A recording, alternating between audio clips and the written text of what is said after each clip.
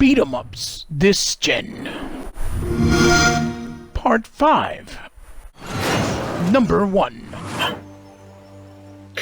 What's up, guys? Welcome back. This is my number 1 on today's beat 'em ups this gen, part 5.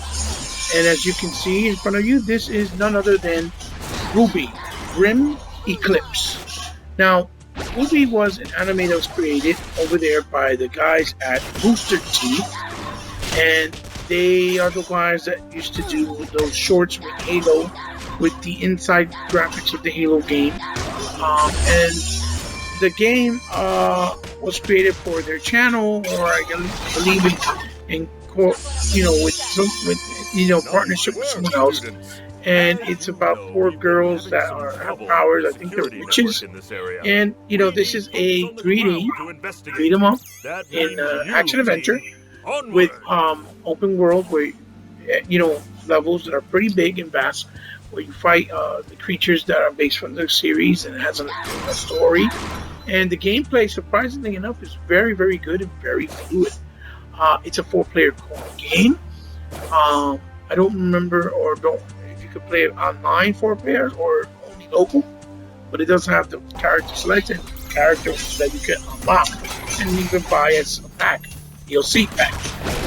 The enemy variations doesn't really do a lot, but enough to not overstay its welcome. Same way the game is fairly long. It doesn't overstay its welcome, but it's long enough to keep you interested.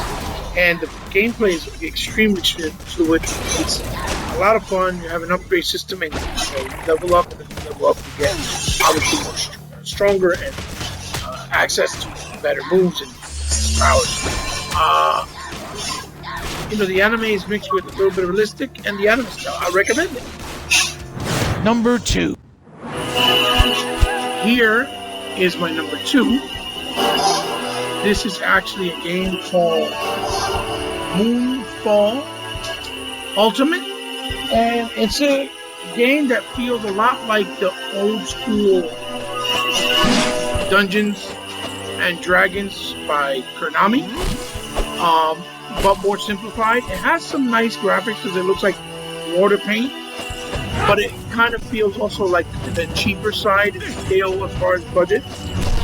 It has a lot of RPG elements, and it has like a stiff movement, so it feels more like a mobile game, but overall it's still a nice game. I believe it's 4-player or 2-player co-op, and it's in the Knights era, so it's worth your time. It's not really expensive. I got it for a good price in the sale. Check it out. Number 3. And here we have at my number 3. It's none other than River City Girls.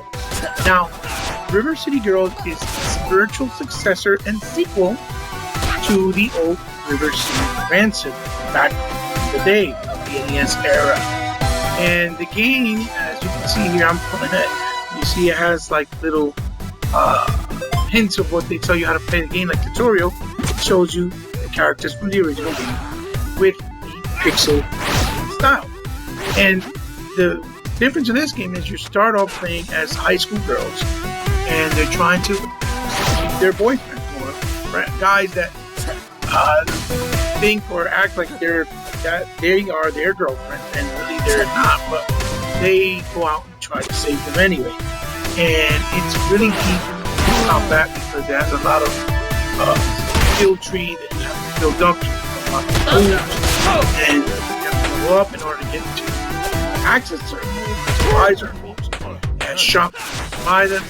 You gotta keep going back and forth once you obtain certain things in order to unlock other rooms in areas that you were earlier or previously. To get into those rooms to do other things, to get other items to help unlock the rest of the game along. And it's not really that long, but it's done really well. It has a really nice anime style, but it also has a hint of pixel art style to it as well. The music is really, really nice. It's really well done. And it is a 2-player co-op. I think it's 2-player co-op online as well. Now, I don't know how well, it plays on other consoles. It is on the Switch. It is on PS4. It's the Xbox version, and I can recommend this. One of the best. Number 4. Coming in here at my number 4 is a very, very special one. This is Redeemer. This is a top-down. You heard right, a top-down, almost isometric beat 'em up, and it works really well. I didn't think it would, but it really does. It's a lot in the vein of like a Diablo style and Ruiner that also came out this generation, Diablo 3 to be exact. And you're a Shaolin monk, and you're going to these ancient temples trying to, free some people from your temple that have been taken over and possessed by these evil forces. And it has as you see there, a level-based level skill tree where you level up. The graphics are very beautiful. They're in DVD, high quality, looking really beautiful, and in 4K, I believe, if I'm not mistaken, 60 frames. The game plays really, really well. It has some nice finishers. You have boss battles, and it's very bloody, very violent. You break off limbs. You use the limbs to beat people down with them. You take their weapons. Has a lot of variety of how you can approach killing, fighting in these enemies. You use world environments to kill them as well. And it's a lot of fun. I couldn't let it go as we started playing it. It's fairly long, but not too long. And it plays really silky smooth. It is a single player game. No co-op involved whatsoever. It is available, I believe, on the PS4. I'm not sure if it's on the Switch. But I can tell you that this is the Xbox version. I highly recommend it. One of the best ones. One of the pleasant surprises this generation. It has some nice quick screenshots like that from time to time.